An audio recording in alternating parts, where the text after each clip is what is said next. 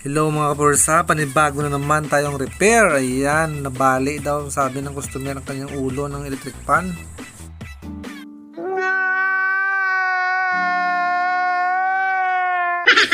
Ipakonpa niya daw dito sa atin, kaya ito na.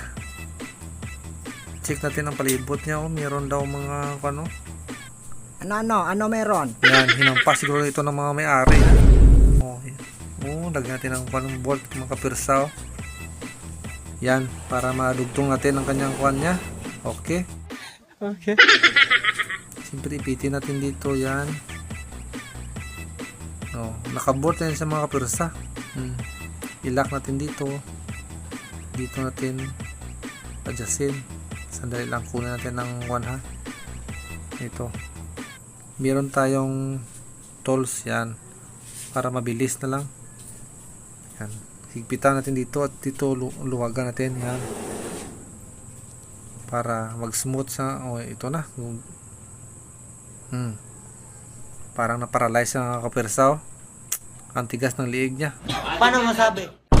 Adjustin muna natin dito sa kabila ha. Yan. Ibang mga customer kasi dito kapirsa pag wala ng silbi ang electric fan, tapo na nila. Tapos ipa-repair din naman. Wala pa ito mga lock dito. Yan. Alambre lang yung nilagay. Okay. Tanggalin muna natin. Linisin natin ito. Naka-tie box lang. Ay, wala din ito. Basag din. Nireslin siguro ito ng mga mayari, mga kapirsa. Wala na. Hanap tayo dito ng be. Ito. Nylon tie. Nilagyan mo natin yung temporary. Yan. Siyempre, isisiting muna natin kay wala na. Wasak na ang kanyang Ipitin natin dito. Yan. Ipitin. Temporary lang ito. Lagyan natin ng ilambre ito mamaya. Ito pala sa kabila.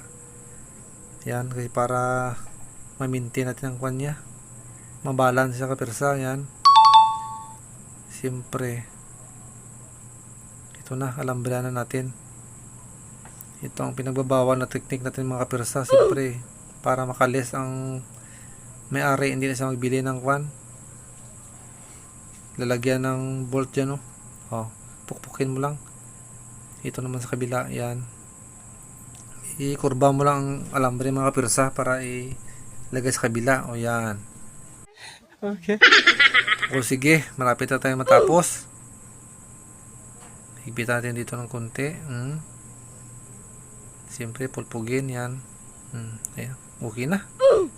Putulin natin gamit ang ating pang manicure na cutter. Okay. Lagyan natin ng B. Lagyan natin muna ng oil. Yan. Siyempre, takloban na. Pusang gala. Wala pala itong mga lock mga kapirsa.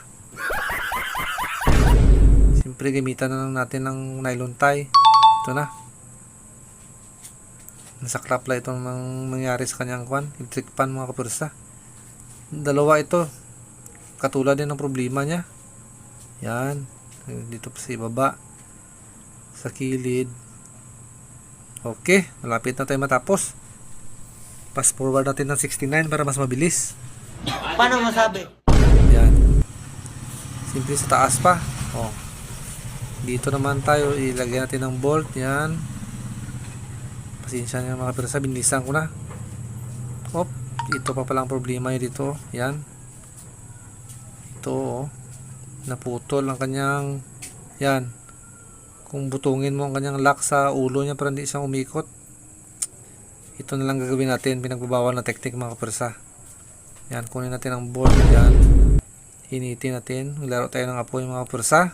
Yan, mga adik dyan ha, iba ito. Huwag mong subukan, masisira ang buhay mo.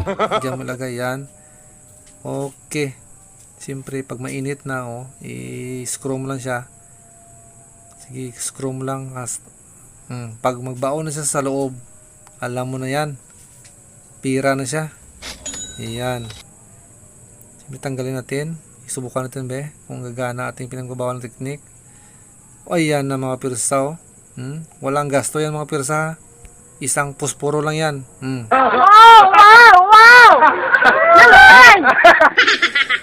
Okay, siyempre alam mo na. Ilagay natin ang takip niya para magkapira na tayo. Okay.